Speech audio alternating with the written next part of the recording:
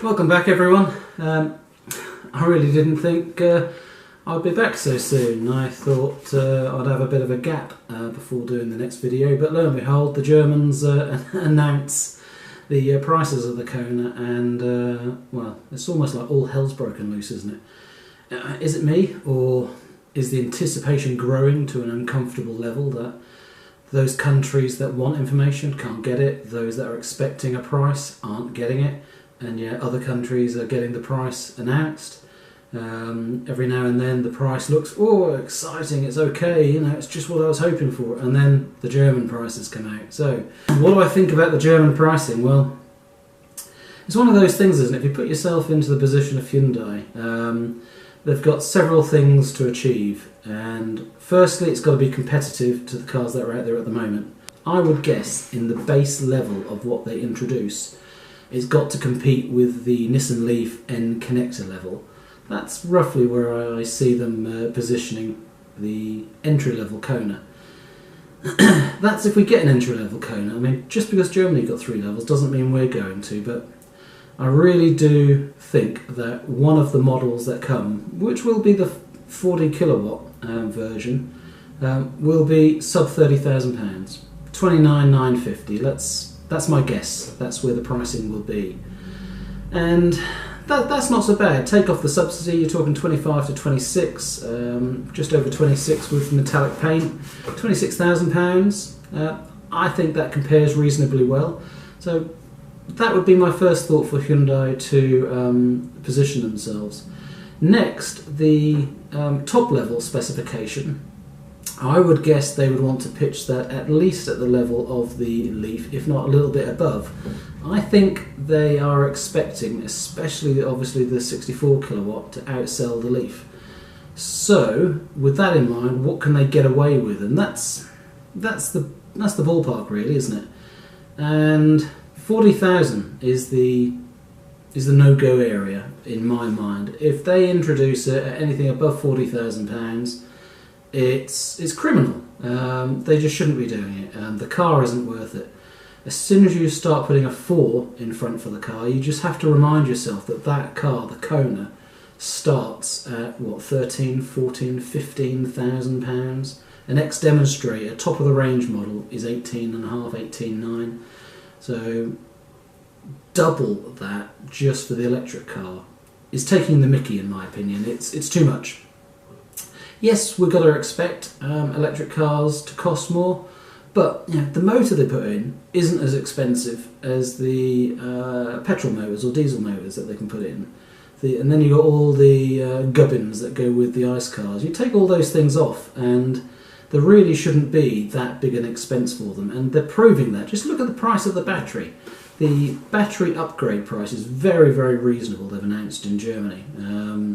It's just what I expected. When I reviewed the Renault Zoe and I worked out, what was it, £5,600 was the amount to buy the Renault Zoe's battery with a 41 kilowatt usable battery. So you take that as a basis and then pro-rata that to the 25 kilowatts extra that you're going to have between the 39.2 and the 64 kilowatt hour batteries, then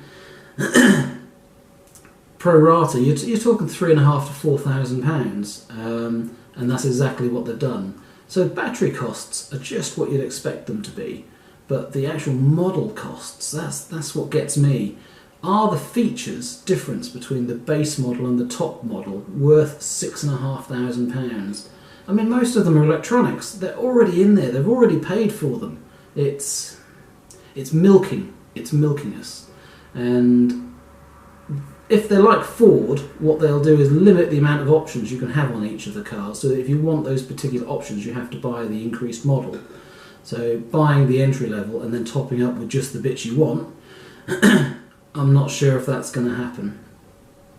But they've got to be careful. If Hyundai really think that they've got a better car than the Leaf, then they probably need to think again.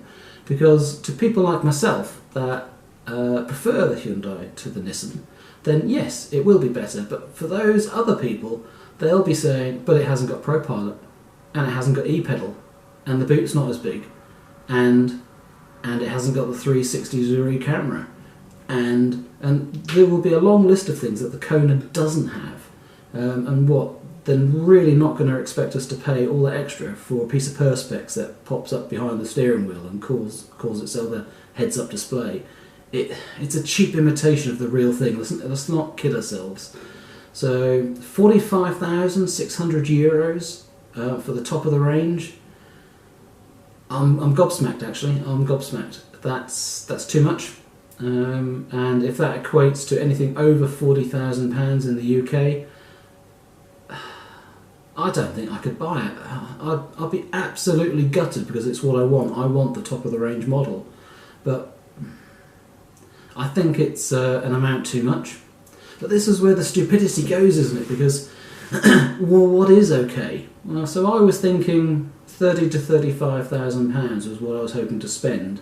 Plus the UK grant, 4.5, so, 38, 39,000. Well, I'm almost there, aren't I? So what's the difference? Another £1,000? You can keep arguing it's just another £1,000. It's just £2,000. You might as well. And people are saying that about the battery. If it's only 3.5 or £4,000 extra for the 64 kilowatt, well, why not have it? It makes sense to. And well, clever Hyundai. That's what you need, isn't it? You need to make the pricing so awkward and difficult that you can't take the lower model, that you want the higher model. You're left with the conundrum. They really aren't going to announce the cars so that it's obvious and easy. I'm going to buy that one because the top of the range with all the extras is so much better value. They're not going to do that. They're going to want to stretch us and push us and milk everything they can. And that's where I think it's sad. I know some people say you've got to pay for the development of the car. No, you don't. Research and development is a standard part of the business. And research and development of electric cars is their future. If they want to stay in business, that's the cost of staying in business, research and development for the future. So that they should already have priced in research and development for their components. That's not an argument that we're paying for their research and development. What we're paying for is a premium on top because they can get away with it. Firstly, because of the countries that give a grant. So with the grant that we get in the UK, £4.5 £1,000, of course they can put the price up by that amount basically because we know we're going to get that back off. So the government is really funding the manufacturers, and I'm not keen on that. I'm not keen on that at all. It's overinflating the price. So where does that leave us? Well, it leaves us back at the start really, where I thought we were going to be. If the models for the UK come out like Germany, 3 models and those prices, you're left with 2 decisions. Can you afford the entry level or the top of the range model, and can you afford either the 40 kilowatt or the 64 kilowatt hour battery? And for the price with the battery, I think it's a no-brainer. At £5,000, which is what I was saying the argument was, most people were saying go for it. And I used that figure because I thought it was slightly higher. I think 3.5, 3,750 is the amount the battery should be. But if they price it at that level for the battery, then it's a no-brainer. I really do think you'd be making a mistake if you buy the 40 kilowatt hour. And it's purely based on residual values. If 3 years later, your car, the 40 kilowatt hour battery, and my car, the 64 kilowatt battery, come up for sale, and the difference in retail price was £4,000, then with depreciation, knock half of that off, the difference is only £2,000. So a second-hand buyer coming along for £2,000 and gets the 64 kilowatt versus the 40 kilowatt hour, got to keep adding the hour in, I know, the 40 kilowatt hour battery, then it's going to be a no-brainer for the second-hand market, which will mean that the 40 kilowatt, the 39.2 kilowatt version won't be as desirable and won't sell as well. You're going to recoup some of the extra cost of the battery when you resell anyway, but the desirability adds to the value, plus also all the benefits that come with it of the amount of comfort you have from the extra range. So if it's £5,000 and above, I think you've got a question to ask. If it's 3.5, 3,750, even up to £4,000, I think you should get the 64 kilowatt hour battery.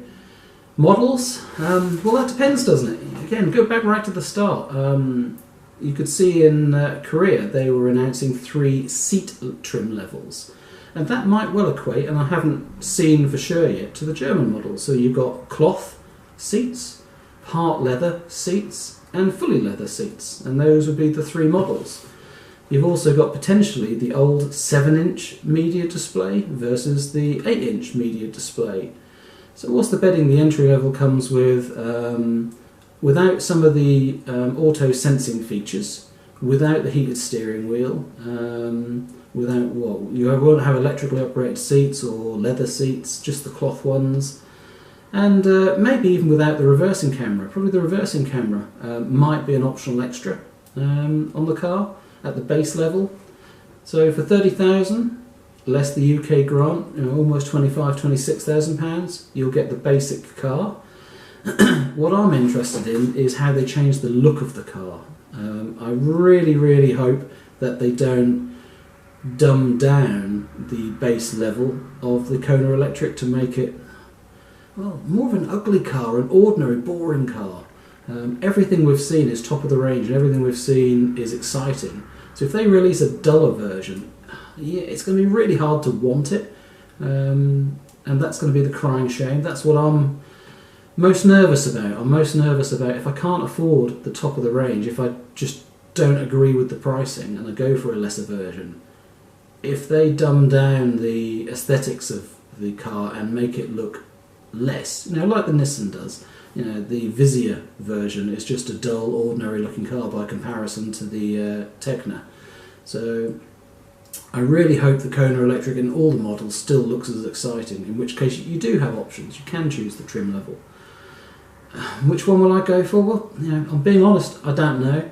I wanted the top of the range, because if you're going to go for this, I'm going into the electric car market. I know I'm overpaying for the car. I mean, anything 30 to 40,000 pound range, I could buy a hell of a petrol car or diesel car for that. I need to be happy with the purchase price, and I think that's where we're going to go now. Everyone's different. Everyone's situation's different financially. That's where we are, isn't it?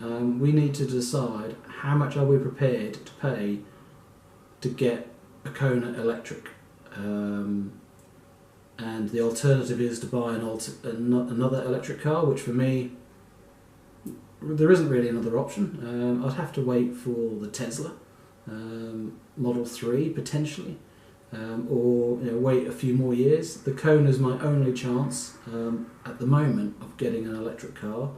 I really don't want one of the others. The e-Golf was a possibility, but now effectively it's kaput, so we've got no chance. So I think everyone's going to be in that same situation of frustration. I would urge you to look at the bottom end figures and think, if you really want the Kona, you can afford it, because the bottom level is more affordable. But if you want all the bells and whistles, and I really wanted those leather comfortable seats, they were extremely comfortable, and that's what I was hoping for. So until we get the actual details of what the models encompass and what they actually look like, and which options you can order with each level, I don't know what I'm going to be getting. I don't have a clue, because obviously the UK hasn't announced the models.